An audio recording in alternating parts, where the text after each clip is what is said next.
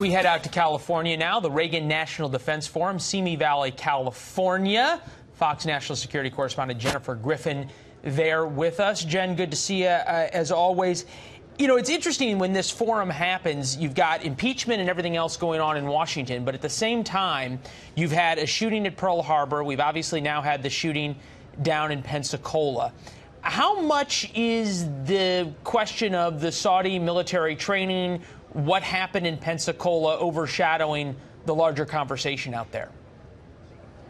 Well, Leland, I just had a panel with the four heads of the Army, Navy, Air Force, and Marines, and I asked them that very question because we started with the news. We are here to talk about the national defense strategy and shifting the focus from the Middle East to the fight against China and Russia in the future and future technologies that are going to be needed. But this shooting has been leading many of the discussions, and the issue of whether the U.S. can afford to continue training aviation officers from other foreign countries. There are about 5,000 training in the U.S., foreign nationals training in the U.S. right now. There were 852 Saudi nationals training, many of them in this aviation program. And this shooter down at Pensacola, he has been here for the past 3 years. And so there are real questions about the security on bases as well as the vetting, the extreme vetting that needs to take place for these foreign nationals who are training with the U.S. military, given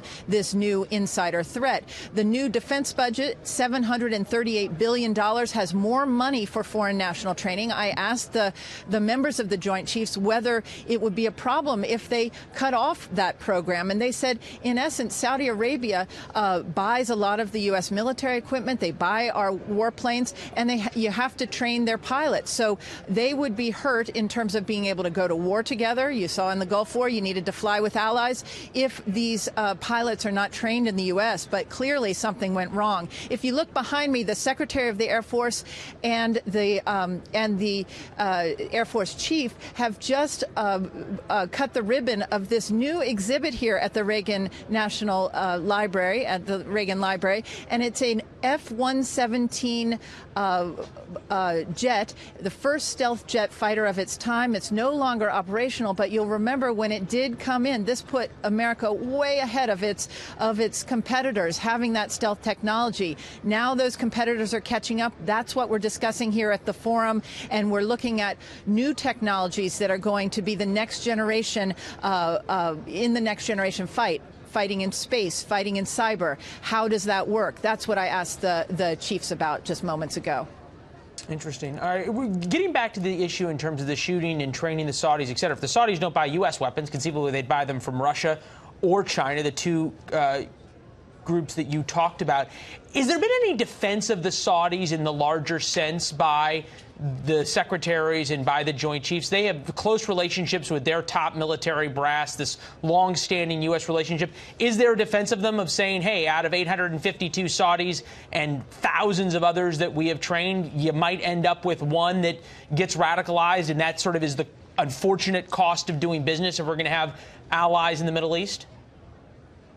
I would say that we have not heard any criticism of Saudi Arabia from any of the defense chiefs who are here, from Mark Esper, the defense secretary, and also from the White House. If you've noticed the tweets that have come out, they have been very neutral. No criticism of the Saudi royal family or the king, who did reach out right away and spoke to the president. The president did not speak to the crown prince, Mohammed bin Salman. The relationship has been tense, and it has been there have been issues since the killing of the journalist Jamal Khashoggi by the Saudis in Turkey a little over a year ago. But the U.S. military also has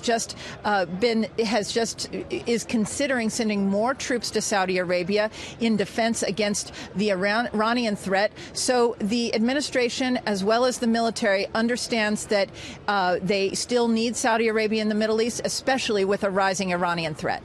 Leland? Jennifer, it's Kristen. You are part of the Fox contingent that's out there. You've got Brett Baer, Chris Wallace, you, of course, moderating a panel. I'm curious, can you just help our viewers understand sort of the range of topics that you all are covering during the forum this weekend?